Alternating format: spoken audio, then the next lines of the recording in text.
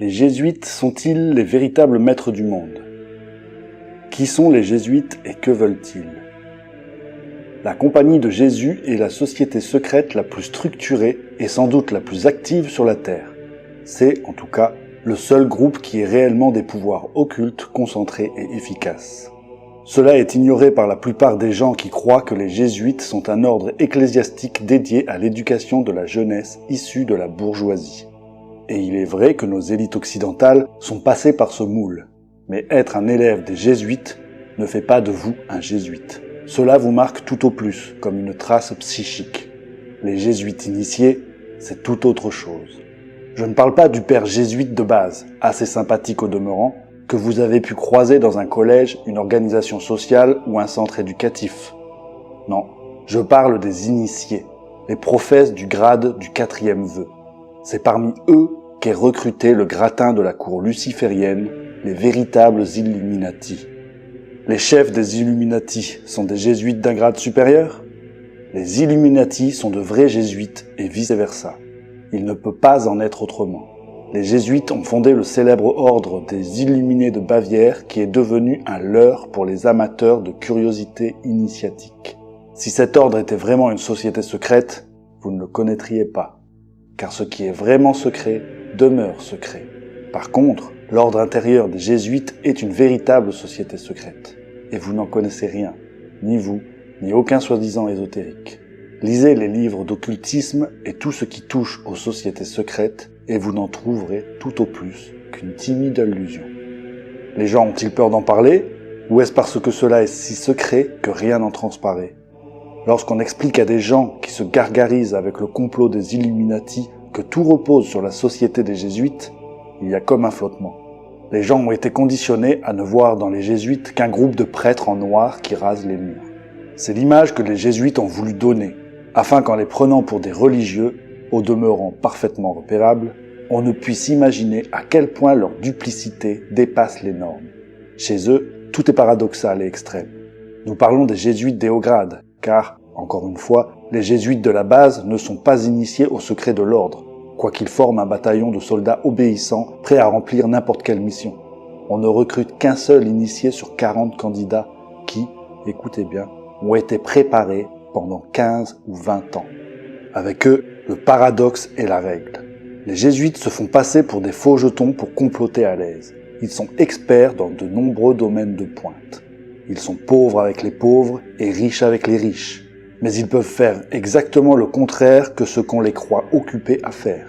Depuis 4 siècles, ils ont pris à la fois l'Église catholique et la franc-maçonnerie en otage pour faire avancer leur grand projet, le grand œuvre.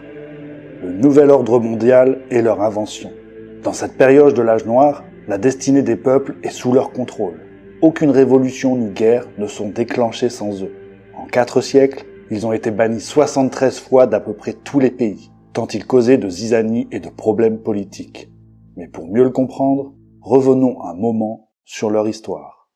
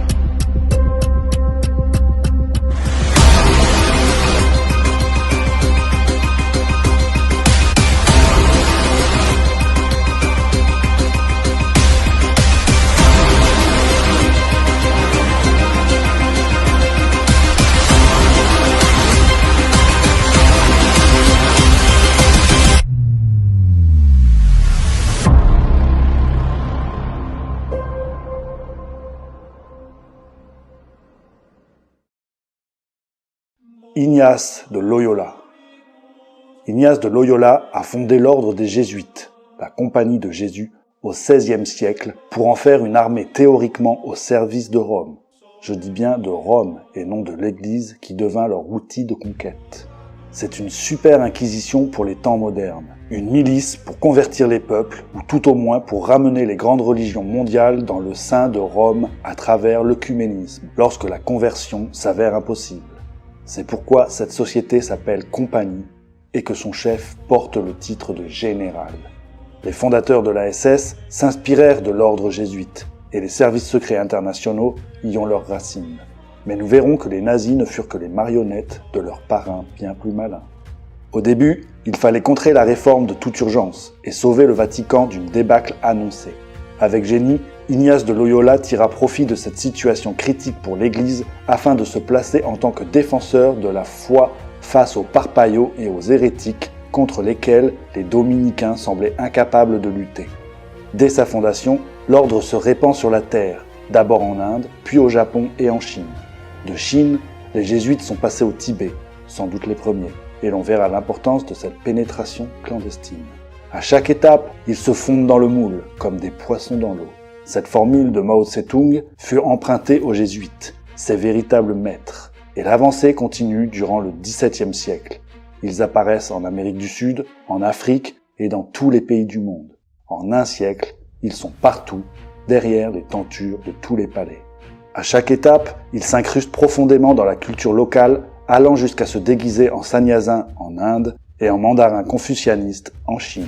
Ils ne s'en cachent d'ailleurs pas, car la dissimulation et l'infiltration font partie de leur devoir.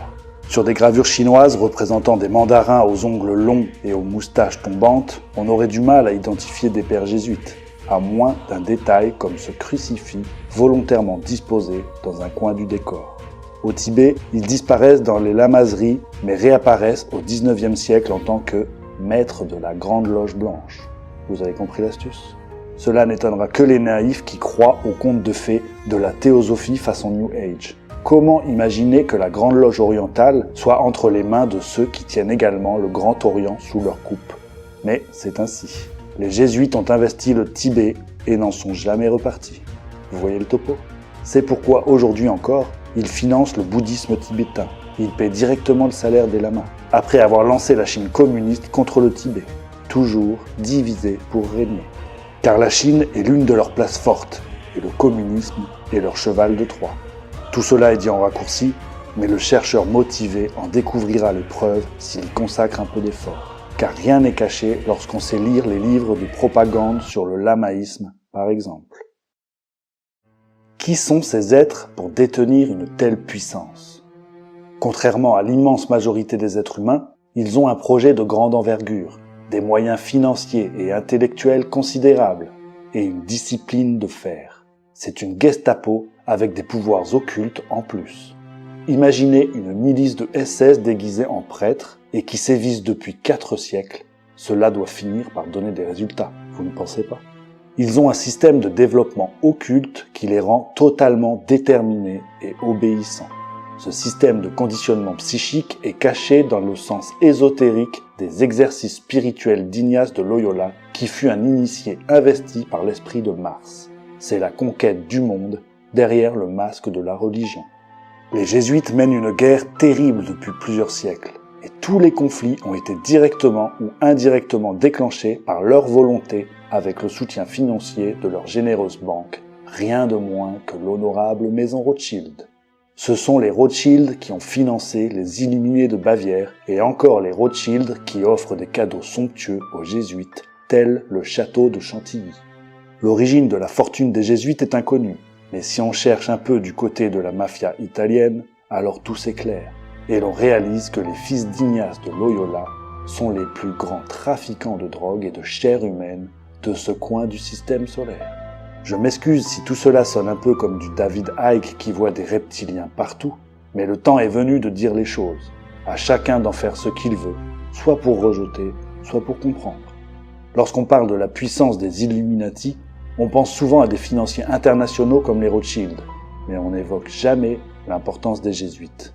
Au XIXe siècle, les jésuites lancèrent la mode de l'antisémitisme afin qu'on rejette la responsabilité de leur turpitude sur les juifs. Les premiers pamphlets et les écrits de l'idéologie antisémite ont été rédigés par des jésuites qui deviendront ultérieurement des militants de l'antiracisme.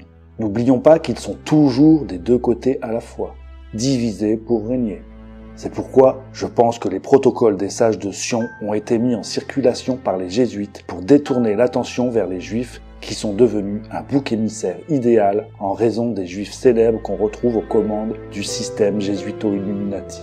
Pourtant, les juifs de base ne sont pas responsables si des milliardaires et des élites sionistes trempent dans la combine. Nombre de juifs doivent se demander ce qui leur vaut autant de réussite dans les médias, la finance ou le monde du spectacle. Ils devraient quand même se méfier de leurs parrains et de ces familles puissantes comme les Rothschild qui n'hésitèrent pas à sacrifier leurs congénères durant la dernière guerre mondiale. Car quoi qu'en disent les révisionnistes, les juifs ont souffert sous le joug jésuito-nazi, même si cela ne leur permet pas de s'attribuer le monopole de la souffrance. Rappelons que les Rothschild n'ont perdu aucun des leurs, ni souffert du moindre harcèlement depuis l'apparition de l'antisémitisme moderne. On prétend même qu'ils ont financé le régime nazi, lequel entretenait, au demeurant, d'excellents rapports avec le mouvement sioniste. La cause politique des atrocités révolutionnaires et des régimes totalitaires s'explique par les politiques des jésuites Illuminati qui ont été de tous les côtés, trahissant et faisant massacrer leurs opposants sans relâche, assassinant des rois et des chefs d'État, depuis Henri IV jusqu'à Kennedy. Et les services secrets ? Qu'il suffise de savoir que le responsable au Vatican des contacts avec la CIA est un jésuite, le cardinal Dulce, le petit-fils du fondateur de la CIA. Comment peut-on s'appeler Compagnie de Jésus et poursuivre un dessein si contraire à la foi chrétienne? Cette question démontre notre naïveté. Nous n'avons toujours pas compris que si l'on veut atteindre un but dans le long terme, il faut agir au nom de Dieu et du bien, en laissant croire aux meilleures intentions du monde. Le loup sait qu'on lui ouvrira la porte s'il se met de la farine sur le museau et s'il se présente en bêlant des paroles de paix et de fraternité. Il connaît la réaction des hommes dès lors qu'on leur parle gentiment et qu'on vient pour les aider. C'est par le bien qu'on trompe vraiment l'humanité, et non par les explosions éphémères de force brutale. Le meilleur camouflage, c'est le masque de la religion, car l'être humain est un enfant qui ne peut percer une telle malice. Cette candeur humaine est d'ailleurs la preuve de notre bonté originelle, mais cette bonté s'accompagne d'une stupidité indécrottable. Les bons sentiments, l'humanitarisme, le progrès scientifique et social, voilà les meilleures armes des jésuites. Pourtant, lorsqu'on suit leur action à la trace, il n'y a que des larmes et du sang, depuis le massacre des Indiens d'Amérique jusqu'à la boucherie de Pol Pot, en passant par les purges de Staline et les massacres de la révolution culturelle de Mao. Chaque fois, les Illuminati jésuites sont à l'arrière-plan, et si l'on ne comprend pas la raison d'un génocide, eux la connaissent. C'est toujours pour la grande gloire de Dieu, selon leur folle devise, dont l'application pratique exige que la fin justifie les moyens. Quelle drôle d'idée de vouloir ajouter de la gloire à Dieu. Quel est ce Dieu qui aurait besoin qu'on lui ajoute des conquêtes terrestres? Comment la franc-maçonnerie est-elle tombée sous leur contrôle? Rien de plus simple. Ils entrent dans une organisation comme le ferait n'importe quelle personne intéressée, et une fois dans la place, ils deviennent les meilleurs et les plus dévoués, jusqu'à prendre naturellement les commandes de l'organisation qu'on leur livre les yeux fermés, tellement ils sont devenus indispensables pour l'administration, les finances, etc.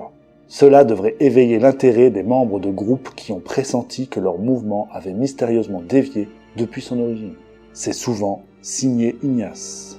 Censure et manipulation des écrits originaux, ligne stalinienne du parti avec instauration de la langue de bois, manœuvres politiciennes, lutte de pouvoir, immobilisme ou au contraire activisme, transformation insidieuse de la doctrine initiale. Les jésuites instillent leur manière dans l'organisation et le tour est joué. Leur action est devenue aujourd'hui plus occulte que dans le passé. Leur puissant égrégore magique peut se greffer sur une sphère psychique collective et y injecter son venin par des canaux subtils. Généralement, ils font pénétrer le poison par des individus télépathiquement sensibles ou dont les points de faiblesse peuvent être stimulés à volonté. Ambition, sexe, argent. Ce sont les failles naturelles par lesquelles on peut facilement détruire une organisation. Les jésuites Illuminati font du piratage occulte. Ils ont mis au point les rituels des hauts grades maçonniques pour servir leur propre égrégore. Ils ont inversé les colonnes du rite français des loges du Grand Orient afin de remplacer les mythiques initiales I et B des colonnes du temple de Salomon, Yakin et Boz, par les initiales de Beatus Ignatius, qui signifie Saint Ignace. C'est ainsi que les candides francs-maçons rendent un culte à Saint Ignace tout en accomplissant leur rituel maçonnique. Ce n'est là qu'un exemple parmi de nombreuses manipulations effectuées par les initiés jésuites, grâce à leur connaissance scientifique des effets occultes de la magie cérémonielle. Dans l'Église catholique, on parle des rituels jésuites pour décrire le détournement des rites de Confucius dans un sens jésuite. À ce sujet, savez-vous qui a traduit la plupart des écrits sacrés de l'Asie ? Lao Tse aurait bien du mal à se retrouver dans le pseudo-Tao des jésuites. Et que dire des grands sages de l'Inde ? Personne ne peut rivaliser. Aucun autre groupe n'est au niveau. Et d'ailleurs, la plupart ont été mis sous contrôle, ou sont partiellement neutralisés par les Illuminati jésuites qui disposent d'agents, souvent inconscients, dans tous les milieux. Cela n'empêche personne de faire son chemin sur la voie qu'il a choisie, mais on se demande parfois pourquoi autant de difficultés irrationnelles apparaissent. Nombre de groupes qui piétinent alors qu'ils devraient naturellement se développer feraient mieux de se demander s'ils n'avancent pas avec les freins bloqués. À l'opposé, d'autres mouvements ont une progression internationale miraculeuse qui est aussi peu naturelle que la stagnation des précédents. Cela dit, il serait absurde de mettre ses propres erreurs sur le compte d'une influence occulte. L'incompétence, la stupidité et l'ambition demeurent les vices qui rongent la plupart des organisations, mais ces vices sont d'abord dans leurs membres. Pour simplifier, disons que l'ordre secret des jésuites est une inquisition occulte planétaire et, qu'à ce titre, il a inévitablement le contrôle des polices secrètes de tous les États. Ces services ne sont que des départements d'une centrale occulte. Une division apparente permet de motiver les innombrables dupes qui sont au service du système global, par idéologie ou par simple besoin de survie. 2 armées ennemies peuvent être sous le contrôle des jésuites, lesquels feront livrer des armes aux 2 camps pour la plus grande satisfaction de leurs banquiers. Mettez-vous à la place des Rothschild. Quelle aubaine pour ces changeurs de Francfort lorsqu'ils virent de mystérieux inconnus leur proposer de créer les grandes banques européennes au XVIIIe siècle. Une partie du judaïsme tomba sous la coupe des jésuites Illuminati. Et c'est pourquoi les juifs de base, qui n'y sont vraiment pour rien, ont été littéralement pris en otage et sont devenus la cible de l'antisémitisme. Les juifs ne semblent pas décidés à s'émanciper de cette tutelle qui offre des avantages matériels, mais peut les conduire au désastre lorsque le vent tourne. Comment les jésuites dirigeaient-ils les rois sous l'Ancien Régime ? Les jésuites s'étaient octroyé le monopole de la confession des princes et des rois catholiques de l'Europe. C'est ainsi qu'ils savaient tout sur tout le monde, dressant à volonté un roi contre son cousin, jusqu'à ce qu'excédés par ces manœuvres, les princes les expulsent de leur pays, ce qui est arrivé plus de 70 fois. Mais ils revenaient rapidement et reprenaient leurs petites affaires. Ils créèrent le personnage du roi Soleil avec la marionnette Louis XIV. Eux seuls connaissaient le cérémonial de l'empereur de Chine qu'ils appliquèrent au personnage du roi de France, dont les ancêtres se seraient moqués d'un tel cinéma. La mise en scène de Napoléon, l'empereur aux abeilles, est visiblement signée Saint Ignace. L'art jésuito-baroque et sa grandiloquence. Le faste royal rapporté d'Orient qui permet de subjuguer les masses. Napoléon et Louis XIV sont des exemples du passé, mais de nos jours, c'est moins spectaculaire avec les actuels chefs d'État et toute la clique des valets des Illuminati et leur cohorte de technocrates serviles. Sur quoi est basé leur pouvoir et leur science ésotérique ? À l'issue d'un accident de guerre, en 1521, au siège de Pampelune, Ignace de Loyola, grièvement blessé à la jambe par un boulet de canon, a sublimé son énergie sexuelle de manière contrôlée. Ce n'est pas nouveau, car c'est la base même de l'occultisme. Mais il a codifié un système de développement occulte très efficace en liaison avec la force de la planète Mars, ou, tout du moins, avec l'un des esprits de cette sphère. On amuse les gens avec le yoga de la Kundalini, mais les hauts initiés jésuites détiennent de puissants secrets. Le Jésus des jésuites est un prête-nom, une couverture fallacieuse car jamais Jésus ne commanda la ruse et le meurtre pour faire avancer le royaume de Dieu. Loyola était un militaire espagnol du XVIe siècle qui rêvait de conquérir le monde et qui réalisa que la religion était le meilleur moyen pour entrer chez l'ennemi avec des paroles de paix à la bouche. Blessé, il resta longtemps allongé, ce qui lui permit d'analyser ses mécanismes psychiques les plus subtils. Il sublima son énergie sexuelle et mit au point un système de développement psychique qui fabrique des anormaux. Il se fit prêtre pour infiltrer l'église, débarqua à Rome, promit au pape de sauver son trône du danger de la réforme, établit une milice totalitaire camouflée en ordre religieux et partit à la conquête de l'univers pour la plus grande gloire de Dieu. C'est ainsi qu'il devint l'agent du destin dans l'âge noir. Il se mit au service du pape, ce qui signifie exactement le contraire si l'on connaît le langage jésuite. C'est dire que la religion catholique est totalement entre les mains du général de l'ordre, le pape noir, qui n'est lui-même que la pointe de la pyramide visible. Tous les jésuites du monde sont dans une obéissance absolue. Et selon leur formule, s'abandonner comme un cadavre, ils sont comme des robots entre les mains de leur chef.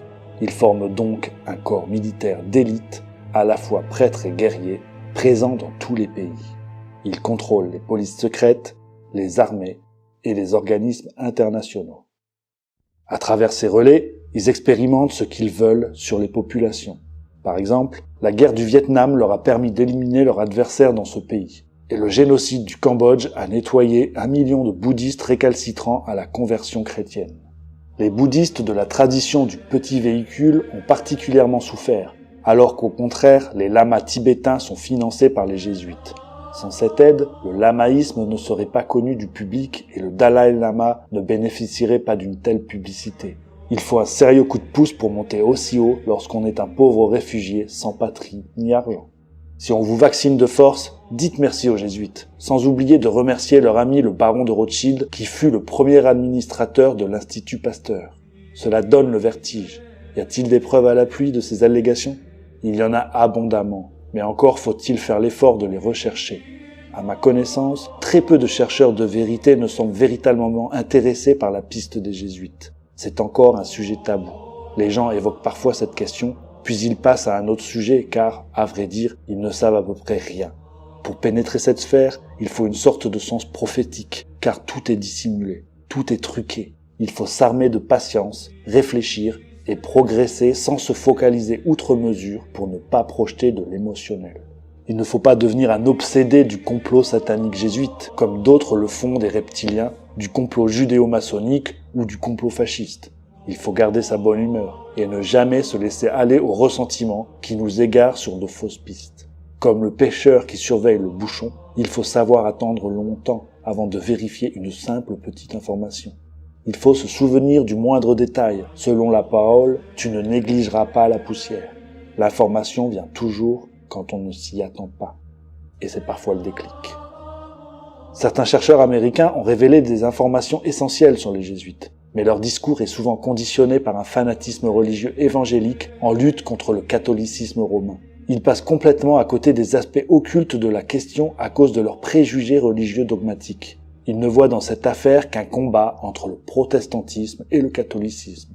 Selon eux, le protestantisme du Nouveau Monde serait le garant de la liberté de conscience, alors que Rome, par le biais des jésuites, perpétuerait l'Inquisition et voudrait instaurer une théocratie mondiale avec un pape messie à sa tête. Ces évangélistes américains qui s'appellent patriotes croient que l'Amérique est tombée entièrement sous le joug des jésuites. Cela n'est pas faux, mais empreint de préjugés religieux et d'une méconnaissance totale du monde de l'occulte. Il est vrai que pour étudier cette question, il faut se sentir motivé. Des sympathisants du bouddhisme tibétain pourraient se scandaliser lorsque j'affirme que les lamas reçoivent de l'argent des jésuites. Mais je n'y peux rien. C'est un fait dont on trouve la trace dans un livre grand public écrit par un moine dont le père est philosophe. Je ne vous demande pas de me croire, mais de mener votre propre enquête, à condition que vous soyez bien inspiré et tenace. Ainsi, les jésuites initiés contrôleraient la sphère du Nouvel Âge. Cela va choquer les adeptes de ce courant qui y voient une ouverture de conscience et de nouvelles perspectives de civilisation. Seul celui qui ne veut pas regarder la réalité en face sera choqué. Je ne prétends pas que les courants spiritualistes ne sont pas des voies d'ouverture, mais ils le seraient encore bien plus si on identifiait lucidement ce qui, dans ces courants, est libérateur et ce qui emprisonne l'être. Il n'y a pas besoin de former une nouvelle inquisition pour cela. Chacun doit ouvrir les yeux. Toutefois, en ce qui concerne le New Age et les fadaises sur les maîtres de la Grande Loge Blanche, oui, cela est typiquement une opération jésuito-illuminati. Qui peut le plus, peut le moins. Des intelligences qui ont mis le grappin sur la politique du Vatican et la maçonnerie n'ont pas beaucoup d'efforts à fournir pour tromper les amateurs d'occultisme. Souffler à l'oreille du médium Alice Bailey que l'âge d'or est venu et que le Christ va réapparaître, ce ne doit pas être trop difficile pour des initiés du niveau du plan du soleil. Le soleil est un symbole de la compagnie de Jésus. Un soleil sur fond d'azur. Leur but secret va au-delà du plan terrestre. C'est le système solaire qui les intéresse. Et c'est pourquoi ils ont développé la recherche spatiale et les sciences de pointe. Cela va très loin. On pourrait presque les admirer s'ils n'étaient pas à l'origine de tant d'horreurs. Elena Blavatsky disait « Toutes les armes de Satan n'ont pas fait autant de mal sur la terre que les jésuites ». Cette phrase est remarquable, car Blavatsky en connaissait un rayon. C'est pourquoi elle fut mise sous camisole occulte durant un temps. Peut-être prépare-t-il la voie du démon de la matière qui doit s'incarner sur Terre dans le futur. L'implication des jésuites dans la science expérimentale est l'indice de leur mission en tant qu'agents préparant le terrain pour quelque chose de prodigieux. Il est difficile de parler de cela en évitant l'imagerie religieuse, mais il s'agit de politique. Il n'y a que de la politique dans l'univers. Le salut de l'âme est un enjeu politique cosmique. Il faut apprendre à voir les choses sous un angle réaliste, ce qui n'enlève rien au sacré. En politique, les jésuites ont pris une très grande avance, car ils n'ont aucun préjugé. Lorsqu'ils favorisent le culte de la Vierge, par exemple, c'est pour eux du réalisme politique. Ils y ont un intérêt, voilà tout. En attendant leur démon solaire, ils mettent en place le nouvel ordre mondial qui verra la fin de ce qu'on appelait la civilisation humaniste. N'oublions pas que les jésuites furent les inventeurs des camps de concentration, avec leurs réductiones du Paraguay, où les Indiens étaient dressés à devenir de bons citoyens robotiques dans le cadre d'une société communiste théocratique. Et en termes de tyrannie, ils ont déjà tout expérimenté grâce au communisme. Cela n'annonce rien de bon pour le meilleur des mondes qu'ils nous ont préparés. Les raisons d'une élection surprise.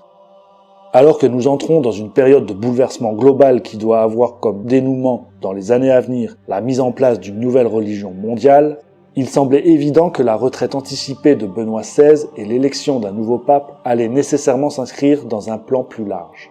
Beaucoup étaient persuadés que le nouveau pape devait venir d'Amérique du Sud puisque, selon les prophéties les plus sérieuses, c'est de là-bas que sera lancé le grand jeu qui aboutira au retour du faux Messie. Sur ce point, il ne s'avançait pas trop, puisque 3 des 4 candidats en bonne position pour être élus provenaient de ce continent. Par contre, qu'un jésuite même soit élu, voilà qui a beaucoup surpris. Les jésuites sont habituellement des hommes de l'ombre. Ils aiment mettre en avant leurs ouailles pour mieux récolter les fruits de leurs actions. Quoique contrôlant les coulisses du Vatican depuis longtemps, ils n'ont jamais prétendu au poste de pape, préférant se dévouer à leur général, le pape noir. L'élection d'un pape jésuite signifie donc 2 choses qui sont complémentaires. Les jésuites sont en train de toucher au but ultime de toute leur manigance. Ils pressentent l'aboutissement d'un plan élaboré sur près d'un demi-millénaire. Confiants en leur réussite prochaine, ils osent aujourd'hui se présenter au grand jour. Nous sommes actuellement en train de passer de l'ancienne religion mondiale, le catholicisme, à la nouvelle religion mondiale. Pour opérer ce passage difficile, les jésuites ont besoin d'un homme parfaitement sûr, obéissant, comme un cadavre, aux instructions de l'ordre. Pour cela, Benoît XVI ne pouvait bien sûr pas convenir. Il leur fallait un des leurs, observé depuis sa jeunesse et dressé comme il faut par des années d'exercice spirituel. Pour mieux comprendre l'état d'esprit qui habite les jésuites de haut grade, voici le serment que doit faire tout jésuite qui est autorisé à passer à un des grades supérieurs de l'ordre. Ce serment est, bien sûr, resté longtemps secret, et la compagnie de Jésus continue à nier son authenticité. Mais il fait bien ressentir l'idéal qui anime tout jésuite œuvrant pour la plus grande gloire de Dieu. Le grand serment des fils d'Ignace. Quand un jésuite est sur le point de s'engager dans les niveaux les plus élevés de l'ordre, il s'agenouille sur une croix rouge devant le supérieur. Il y a 2 drapeaux devant lui. Le drapeau jaune et blanc, bien connu de la papauté, et le drapeau noir avec une dague et une croix rouge au-dessus d'un crâne, avec des tibias croisés. C'est celui de l'ordre des jésuites, conforme au symbolisme maçonnique du grade de maître. La signification des 2 drapeaux est hautement initiatique. Sur le drapeau jésuite, il est écrit « Justum necar reges impios » juste est l'extermination des rois impies, sous-entendant des gouverneurs et des dirigeants, d'après les lettres INRI apposées sur la croix du Christ. Le supérieur de l'ordre tend au novice élu parmi des dizaines de candidats un crucifix noir qu'il presse sur son cœur. Il lui présente ensuite une dague que le novice saisit par la lame nue et dont il presse la pointe contre son cœur. Alors, le supérieur tenant toujours la dague par la poignée, lui adresse ces paroles.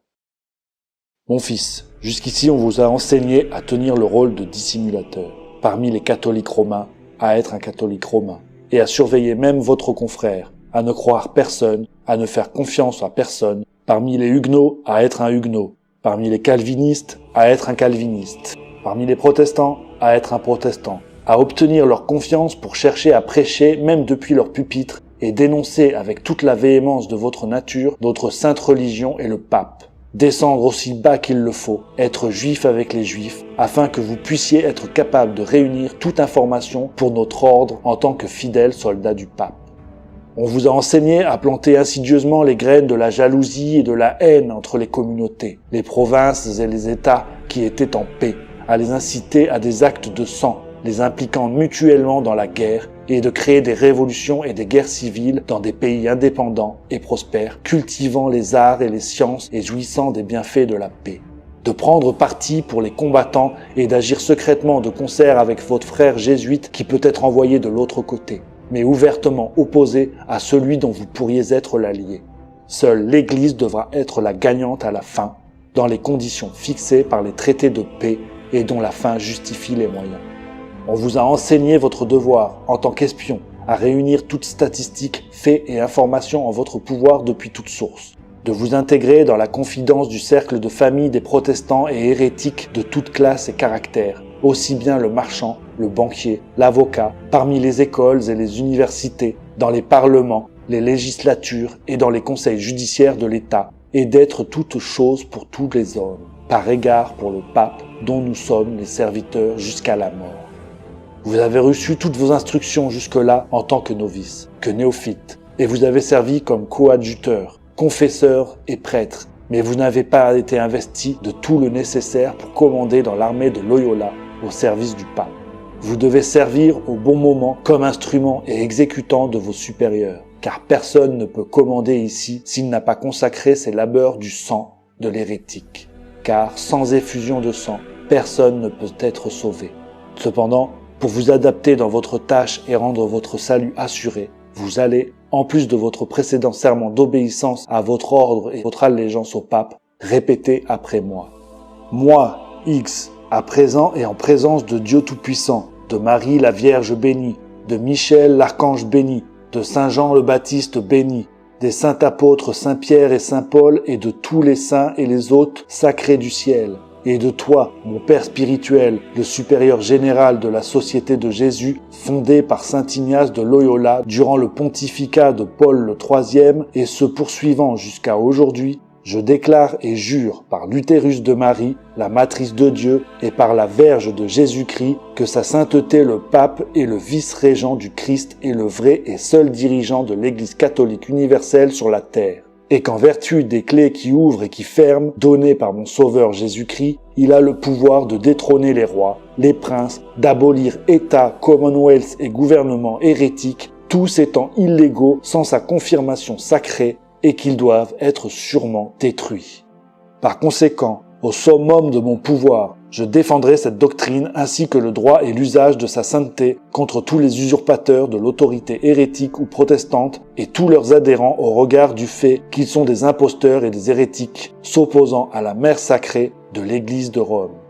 Je m'engage dès à présent à renoncer et à désavouer toute allégeance due à quelque roi, prince ou État hérétique nommé protestants ou libéraux, à refuser l'obéissance à n'importe laquelle de leurs lois, magistrats et fonctionnaires. Je déclare de surcroît que les doctrines des églises d'Angleterre et d'Écosse, des calvinistes, huguenots et autres du même acabit que protestants et libéraux, comme étant damnables, qu'elles se sont damnées elles-mêmes et que soient damnés ceux qui ne les abandonneront pas.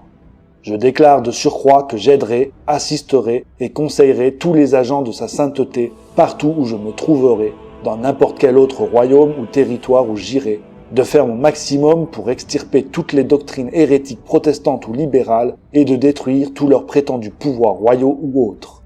De plus, je promets et déclare que, malgré ce dont je suis dispensé, d'assumer toute religion hérétique pour la propagande de l'intérêt de la mère Église, de garder secrets et privés tous les conseils d'agents au fur et à mesure du temps, selon ce qu'ils peuvent me confier, et de ne pas les divulguer directement ou indirectement, par parole, par écrit ou par circonstance, mais d'exécuter tout ce qu'ils me proposeront, tout ce dont ils me chargeront ou découvriront, en ton nom, mon Père spirituel, ou pour quelque convent sacré.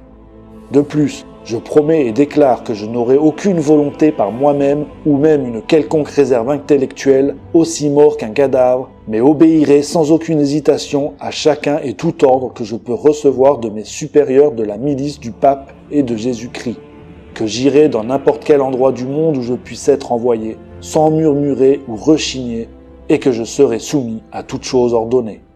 Je promets et déclare de surcroît que je ferai, dès que l'opportunité se présentera, une guerre implacable, secrètement ou ouvertement, contre tous les hérétiques, protestants ou libéraux, comme je suis dirigé pour le faire, de les extirper et les exterminer de la face de la terre entière, et que je n'épargnerai personne, quel que soit son âge, son sexe ou sa condition, que je pendrai, brûlerai, ferai dépérir, abîmerai, écorcherai, étranglerai et enterrerai vivants ces infâmes hérétiques, que j'arracherai les ventres et les matrices de leurs femmes, écraserai les têtes de leurs enfants contre les murs, afin d'annihiler à tout jamais leur exécrable race.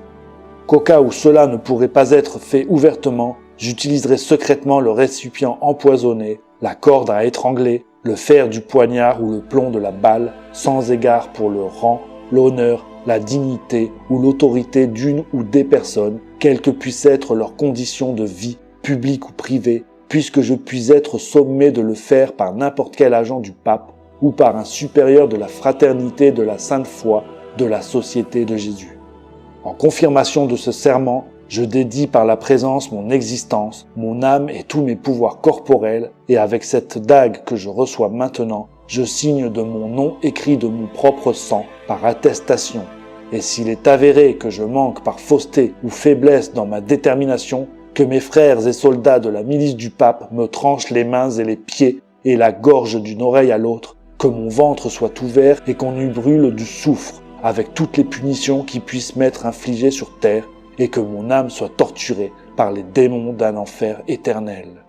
Par tout cela, moi, X, jure sur la Sainte Trinité et le Saint-Sacrement que je suis sur le point de recevoir, de célébrer, quant à moi, invariablement, que je dois faire appel à tous les autres célestes et glorieux du ciel pour être témoin de mes réelles intentions de conserver ceci en tant que serment.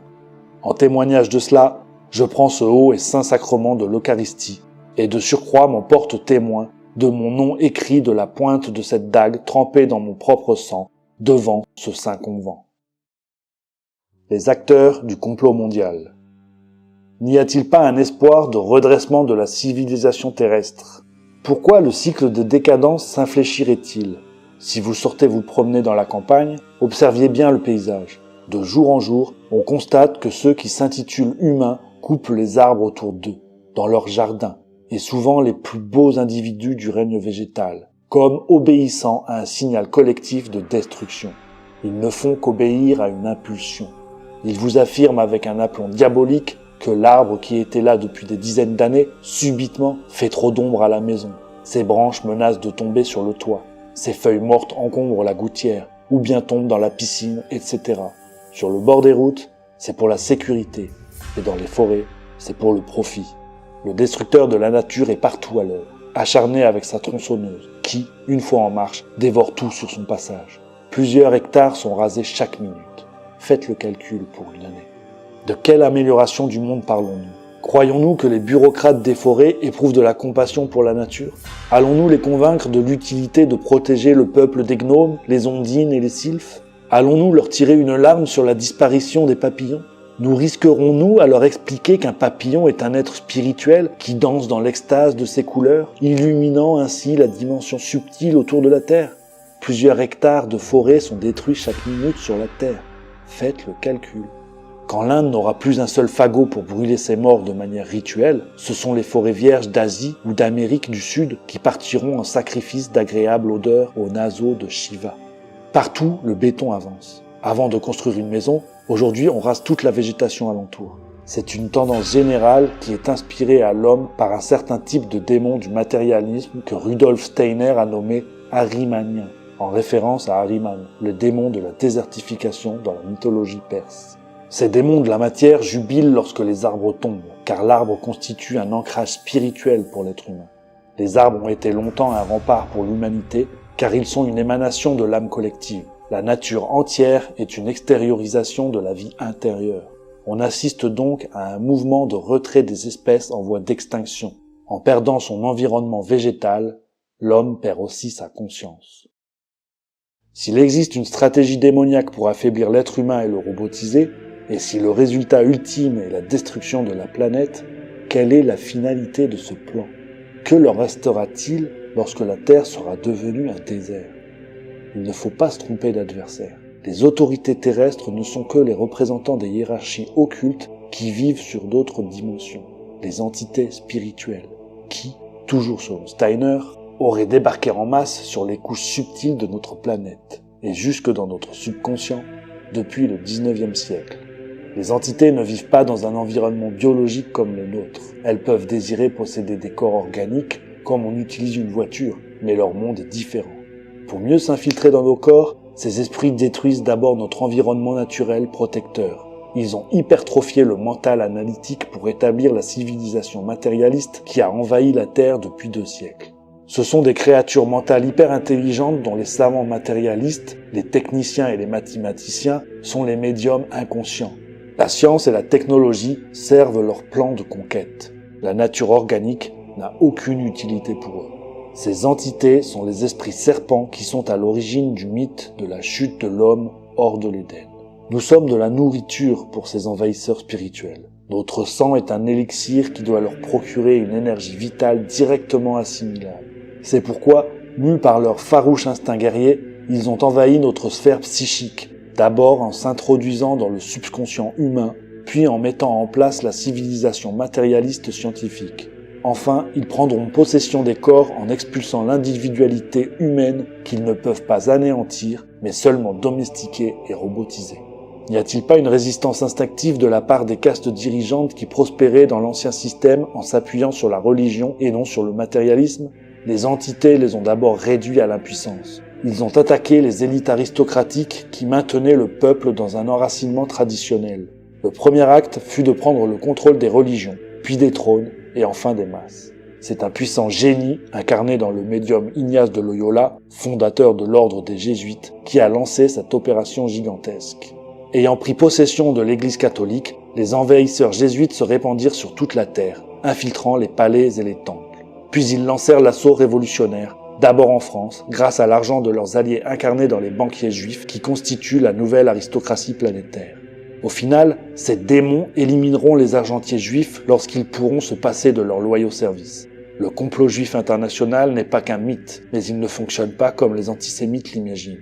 Les maîtres du jeu exploitent le messianisme judaïque pour canaliser les juifs dans leur rêve atavique de domination sur la terre promise. Les juifs amusent la galerie dans les médias et la société du spectacle, mais la haute politique leur demeure fermée. Quoi qu'il en soit, il y a une alliance entre les lobbies occultes pour établir l'ordre mondial. Après, ils recommenceront à se combattre pour la suprématie sur les dimensions invisibles. Tout cela est finalement réjouissant. Les titans se détruiront les uns les autres dans le Ragnarok final. À propos du complot jésuite, certains spécialistes de la conspiration prennent cela plutôt à la légère. On ne voit pas comment un ordre ecclésiastique pourrait dominer le monde et tenir l'égrégore judaïque et les puissants Rothschild sous contrôle. Il ne faut pas juger selon les apparences. Ceux qui analysent la situation planétaire d'après les effets visibles et médiatiques de la politique mondiale sont des ignorants. La logique ordinaire est incapable de remonter jusqu'aux causes. Il faut une conscience ésotérique affinée. Il faut connaître la structure du monde invisible où se tiennent les hauts conseils décisionnels des maîtres de la Terre. Il faut également connaître l'histoire occulte du monde.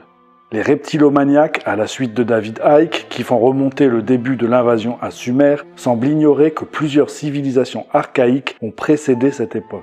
Chaque civilisation a généré des hiérarchies d'entités rétrogrades qui parasitent la sphère invisible de l'au-delà. Leurs égrégores se partagent le pouvoir. Il existe 3 centres de pouvoir principaux, en correspondance avec les 3 centres énergétiques intérieurs de l'homme, desquels ces égrégores extraient leur alimentation spirituelle. Tant qu'on ne comprend pas ce système de vampirisation énergétique de l'humain à partir des plans invisibles, on ne comprend rien à la politique. La politique mondiale ne s'explique que pour ses raisons énergétiques et par la guerre spirituelle entre les lobbies vampiriques. De haut en bas de la Grande Babylone visible et invisible, il règne une exploitation des ressources énergétiques et principalement de la précieuse essence extraite de l'âme humaine. Cette essence spéciale permet aux égrégores invisibles de se maintenir anormalement dans l'au-delà grâce au relais des centrales d'alimentation énergétique qui pompent l'émotion et la pensée collective de l'humanité. Jadis, les religions magiques, et aujourd'hui, la religion cathodique et médiatique. Tant qu'un amateur de conspiration ne peut admettre ce processus, il ne comprend rien à la politique. L'énigme des jésuites, c'est-à-dire l'influence démesurée d'un groupe ecclésiastique discret et numériquement faible, qu'on croit occupé à des bondieuseries, est trop profonde pour être comprise par des kidam. Ignace de Loyola raconte dans ses mémoires qu'il a été investi par un serpent lumineux qui lui donnait beaucoup de consolation car cette forme était extrêmement belle et avait toutes sortes de choses qui brillaient comme des yeux. C'est lui qui l'avoue par le truchement de ses biographies officielles. Ce n'est pas une rumeur de conspirationniste halluciné. Une fois installé à Rome et ses premiers disciples lancés à la conquête de l'Asie, Ignace déclara à un diplomate français que, sans avoir besoin de quitter son bureau, il contrôlait le monde. Comment les jésuites ont-ils pu s'installer en Inde, au Japon, en Chine et dans tous les pays d'Orient où les missionnaires chrétiens n'étaient pas les bienvenus? La Compagnie de Jésus a étendu sa toile sur un réseau international déjà existant. Quel était ce réseau mondial capable de se croiser avec les jésuites? Ce sont les juifs de la diaspora internationale installés dans les pays d'Asie depuis plusieurs générations. Ignace était un maran d'une famille juive convertie au christianisme et son secrétaire, le père Lénez, était juif de naissance. On suppose que les recommandations des rabbins d'Occident auprès des communautés juives d'Orient ont favorisé le contact et la collaboration. Le commerce et les opérations bancaires ont été le vecteur de pénétration dans tous les pays du monde, d'abord pour la diaspora juive et ensuite pour leurs cousins jésuites qui ont profité de ces relations d'affaires pour s'enrichir dans le commerce international. Denrées rares et esclaves, mais également par le pillage des trésors des Incas et des Mayas. La relation entre le judaïsme et la Compagnie de Jésus est pleine d'ambiguïté. C'est une sorte d'union contre nature entre Israël et le Vatican, avec l'antisémitisme comme une épée de Damoclès sur la tête des Juifs. Quel est ce grand secret politique? Nous savons, si nous exerçons notre perspicacité, que la politique occulte est un jeu entre trois pouvoirs au plan cosmique. La classe possédante, les élites politiques, les hiérarchies sacerdotales, les religions, et le pouvoir passif des masses, qui est une force d'inertie considérable. Les deux castes dirigeantes disposent du pouvoir temporel et du pouvoir spirituel par lesquels elles contrôlent les masses. L'humanité, en tant que troisième force, sert de réservoir énergétique aux deux castes dominantes. L'humanité est la pile qui alimente les égrégores sacerdotaux de l'au-delà, et elle fournit la richesse matérielle des classes possédantes ici-bas. La caste des grands prêtres de l'invisible organise l'activité religieuse, tandis que la caste politique dynamise l'activité industrielle et économique. Or, depuis plusieurs siècles, la Banque internationale impose sa loi à la religion et aux élites politiques. Le pouvoir est l'otage de la finance. L'argent est devenu l'enjeu de la politique. La finance internationale contrôle le jeu, mais il semble qu'un pouvoir politique supérieur la manipule. L'ordre occulte des jésuites agit sur les hauts grades maçonniques et influence ainsi la société civile. Il y a donc un équilibre pour préserver les intérêts des trois titans du monde. Ils se déchirent, mais doivent respecter un statu quo pour maintenir la cohérence de l'empire mondial. Comment concilier les appétits voraces des démons du matérialisme avec les intérêts supérieurs des hiérarchies sacerdotales qui règnent sur la dimension astrale? C'est la grande question de la politique mondiale. L'ordre mondial est donc fondé sur un contrat entre les trois titans.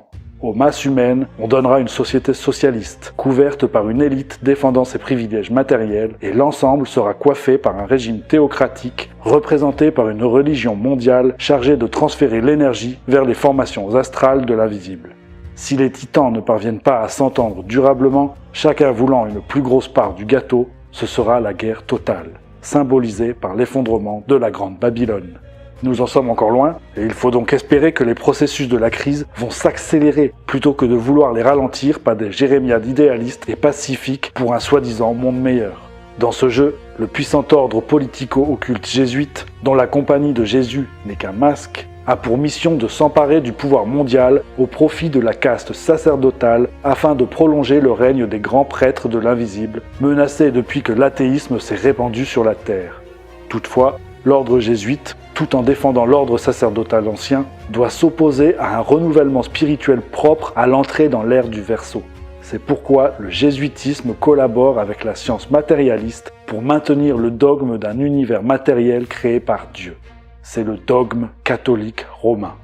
Les jésuites sont particulièrement jaloux de leur monopole sur les secteurs de l'astronomie, la cartographie sous-marine, la paléontologie, l'archéologie, etc. Ils s'opposent à toute révélation spirituelle qui réduirait à néant la vision matérielle de l'univers. Ceux qui désirent une libération n'ont qu'une chose à faire: tourner radicalement le dos à ce monde étranger. Par sentimentalité, de nombreux idéalistes se sont identifiés à la masse sans voir qu'ils se livrent ainsi inconsciemment au jeu des titans du monde. Prendre parti, c'est abdiquer. Il faut sortir du jeu. L'examen sérieux de la politique occulte ne peut que convaincre un être intelligent de la nécessité de se dégager définitivement du circuit terrestre, le camp de la mort. Lorsque de nombreux êtres auront emprunté cette voie, les contrôleurs occultes, dévitalisés par manque d'énergie, se dissoudront pour toujours. C'est pourquoi ils résistent et mènent un combat impitoyable contre les transfuges qui s'organisent pour s'échapper de la zone de l'internement planétaire. Pour revenir au point de départ, nous comprenons pourquoi la culture humaine, avec sa philosophie, sa religion et sa science, constitue un système de lavage de cerveau. On veut empêcher que les êtres incarnés découvrent que la porte de leur cage est grande ouverte. Cette porte, c'est celle du cœur. C'est le désir de liberté absolue. Celui qui la cherche sincèrement, la trouve nécessairement.